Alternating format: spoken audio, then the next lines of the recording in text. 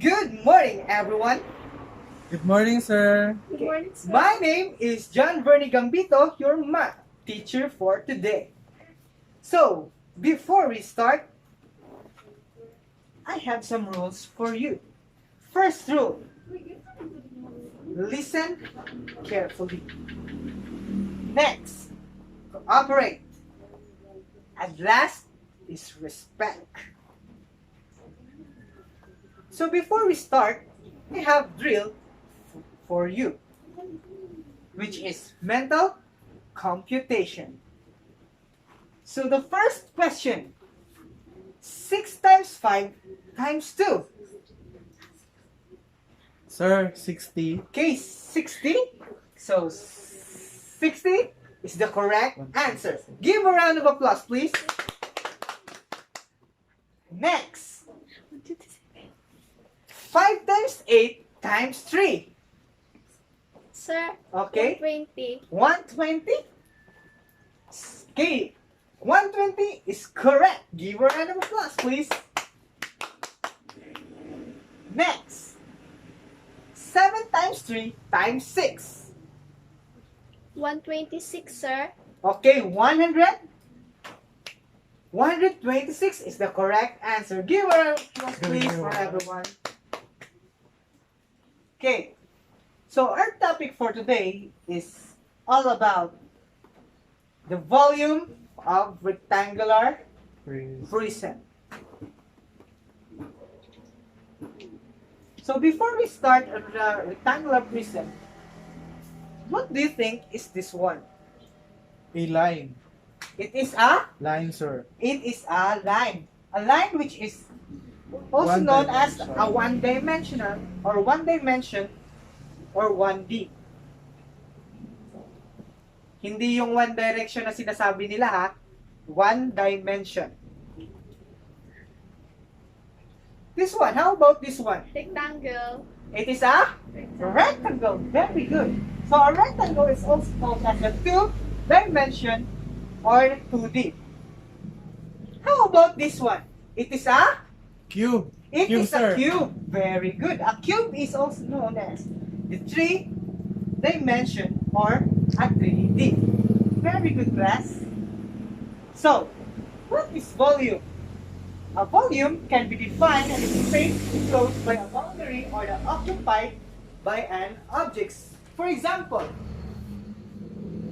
this rectangular prism or a box. To identify the volume, this one is the boundary, while the space enclosed by a boundary is called the volume.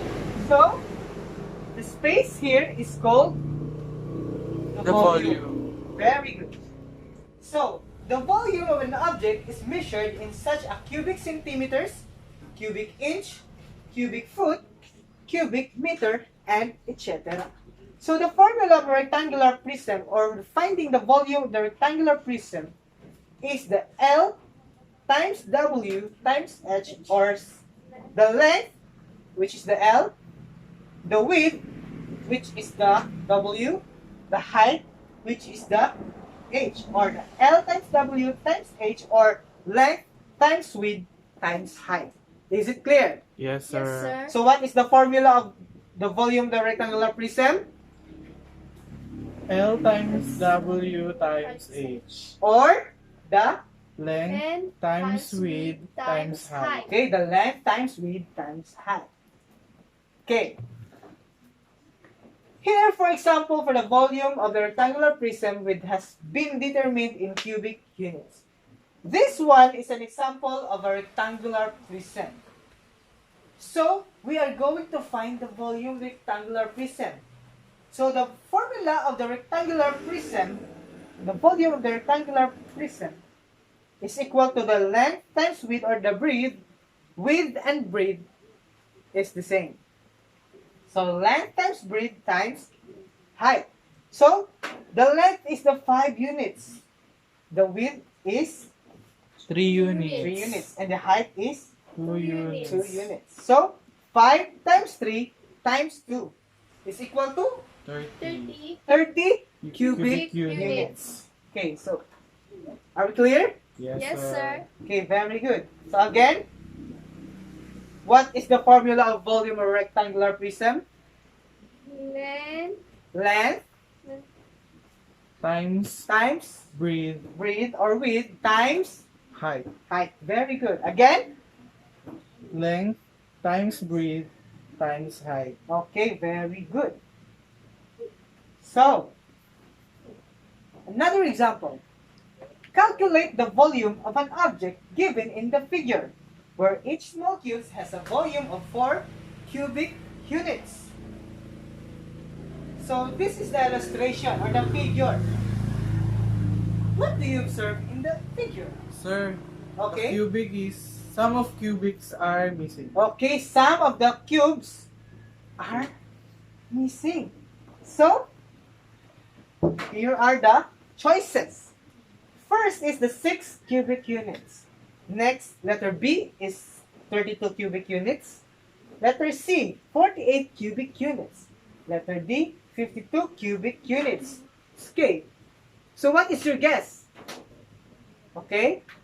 Letter C, sir. Letter C, 48 cubic units. Are you sure? For me, sir, letter D. Letter D, 52 cubic units. Okay. So the formula of the rectangular prism for finding the volume is length times width times height. So the length there, since the small cubes has a volume of 4 cubic units. So in every side, there is 4 cubic units only. So the length is equal to 4, the width is equal to 4, and also the height is equal to 4. So the volume is equal to 4 times 4 times 4 is equal to 64 cubic units. Are we clear? Yes, sir. Yes, sir. Okay, very good. So, is 64 the final answer? No. No. No. Why is 64 it? wala siya sa choices. Okay, it can be found. 64 can't be found in the choices A, B, C, D. There's no 64 here. So 64 is not the answer, or 64 is not yet the answer. So, again, let's observe the figure. So what can we see in the figure? You said a while ago that there are some missing cubes. In the missing cubes, I have a question. In the missing cubes, can we form another cube? Yes, sir. Okay, yes. So since we can form another cube here, so if there is a cube, there is a length, which is 2 cubic units, a width of 3 3 cubic units, and also 2. a height of 2 cubic units. So, kung naguguluhan pa kayo, hindi nyo maintindihan kung bakit 2 cubic units. Sir, why is it that it is 2 cubic units? So, in the manual counting, we can count it as 1, 2. 3 cubic units. 1, 2, 3. And here, 1, 2. Okay, is it clear? Yes, sir. Yes, sir. Okay, very good. So since we have a length of 2 cubic units, a width of 3 cubic units, and a height of 2 cubic units, we have a formula of length times width times height, as I said a while ago. So the solution is volume is equal to 2 times 3 times 2, which is equal to 12 cubic 12 units. cubic units. So is 12 cubic units our final answer? Not yet, sir. Wala Not pa rin siya yet. sa choices. Wala pa rin siya sa choices, di ba? Kanina, Yes, sir. wala pa rin siya sa choices. So what will we do next? Guys, what will we do next? I think 64 minus 12 Why? is Why do we need to subtract the 12 from 64? to get the final answer. To get the final answer? Yes, sir. It's because of the illustration. Because of the illustration, guys. As you observe in the illustration, ito yung buong cube. Tapos kinuhanan yung cube mo. So since kinuhaan na siya, ano na lang yung natitira? Ilan na lang ang natitira? That's why 64 minus 12. 12, or the first volume minus the second volume. Okay? So, the first volume, which is 64 cubic units, and the second volume, which is the 12 cubic units.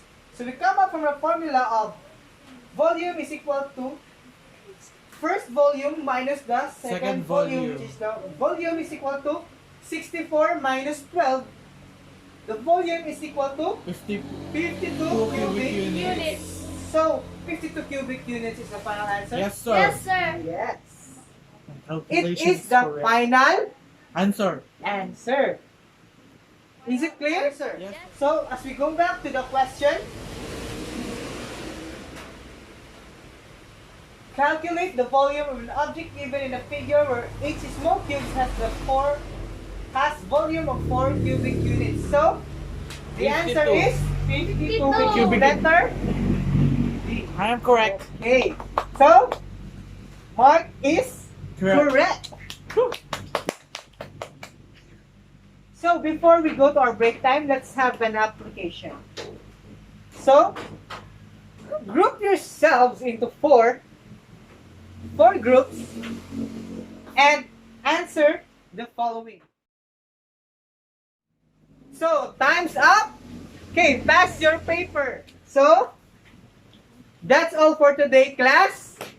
Goodbye. Goodbye, class. Goodbye, sir. Okay, thank you.